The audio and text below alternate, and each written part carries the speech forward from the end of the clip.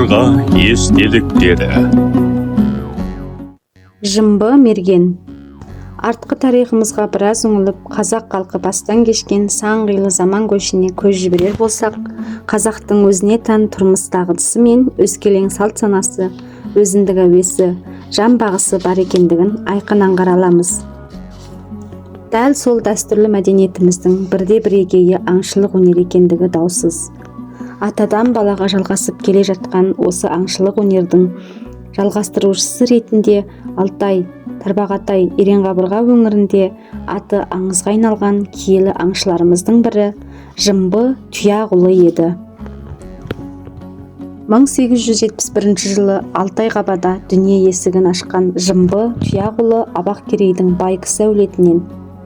Ол 8 жасынан бастап әкесінің ағасы Қоянбайға еріп, садақ тартуды, мылтық атуды үйреніп, аңшылықтың қыр-сырына жаттығады. Ат жалын тартып мінер азамат бола бере төре әулетіне атшы шабарман болады.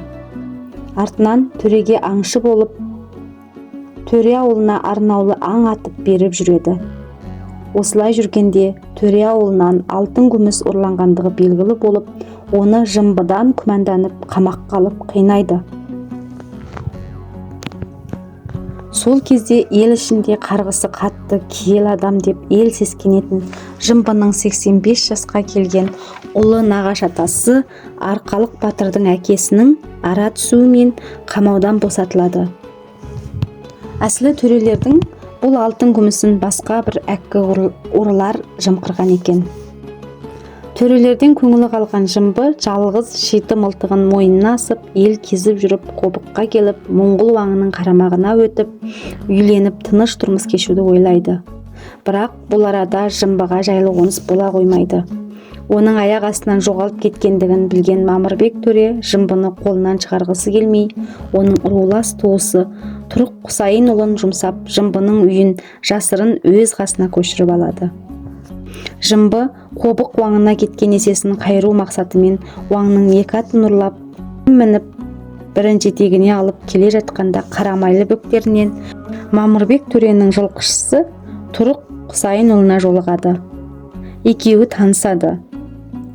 Тұрық түсі суық, денесі дәу, тайлақ түйедей аттың үстінде екі тізесі аттың мойнынан асып тұрған мылтықты адамнан басында сескенеді. Ол атым Жымбы деп өзін таныстырғаннан кейін Тұрықтың үрейі басылады. Екеуі мән жайларын ұғысқаннан кейін Мамырбек төренің ауылына келіп, алдымен төренің үйіне түседі. Екі атты Мамырбектің белдеуіне байлайды. Сәлем бере үйге кіріп, мылтығын жүкке сүйеп төрге жайғасқанда аю терісі үстінде шынтақтай жатқан Мамырбек мұндай түсі суық, сиықсыз денелі адамды өмірінде көрмегендіктен бастабында сескеніп қалады. Төре, менің атым Жымбы, маған бие болып, мен жоқта үйімді көшіріп алғандарыңызға көп рахмет. Уаңның ек саңлағын белдеріңізге байладым, дегенде Мамырбектің түсі жылып, тынысы кеңейді. Осыдан кейін уаңның адамдары ек атты жоқтап неше келеді. Мамырбек оларға Жымбының не кінәсі бар, ол керейдің батыры болатын. Малдың дауы оңай, өздерің ең алдымен Жымбыны тауып беріңдер, деп өздеріне қиғылық салады.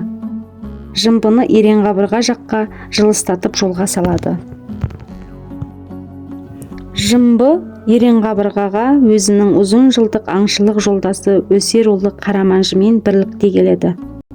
Жымбы мен Қараманжы ауылдары Алтайда қалмақтармен қатарлас жасағандықтан туылғанда бірінің аты Жымбы, бірінің аты Манжы деп қойылады да, уақыттың өтуімен түрінің қаралығына байланысты Манжы, Қараманжы деп аталып кетеді. Екеуі де мерген аңкос болғандықтан жоқшылық жайлаған сол заманда аңшылықты тіршілік тыныс үшін пайдаланған. Қараманжы ұлы Нұрбек қажы Жымбы туралы бір әңгімесінде қалмақтан қандай олжа алсам да, кек алсам да, кегім бір тарамады деп азуын басып отырушы еді, дейді. Бұл айтылуда да бір себеп бар еді. Жымбының әкесі Тұяқ қалмақ зынданында жатып қаза болған. Оның мән жайы былай еді. Алтайда Ажы төренің жылқысын қалқадан келген қалмақтар шауып алады. Ажы төре батыр әрі мықты Арқалық батырға қолқа салып, жылқысының қарымшысын қайтарып беруді өтінеді. Арқалық: менің жүрегім қатты, қолым қанды адаммын, мен барсам соғыс болады, адам өледі, бармаймын дейді. Ажы жауға сейілқанды берсем де сені бермеймін деп Арқалықты баруға көндіреді деп баласы Сейілқанның атақты көкжал атын мінгізеді. Әрі жолдастыққа өзің таңдаған адамыңды ал дейді. Сонымен Арқалық жанына Қияқ, Тұяқ, Сейтен, Жұбай қатарлы 4 батырды алып қалмақтан жылға келуге аттанады. Бұлар қалмақтың 500 жылқысын барымталап айдап қайтады. Жолда арттарынан 15 қуғыншы келіп, бұлар 14-ін өлтіреді, біреуі ғана қашып құтылады. Жылқыны ажыға әкеліп береді. Артынан келген қалмақтарға ажы қарсы тұра алмай, Арқалықпен 14 батыр бірдей қолды болады.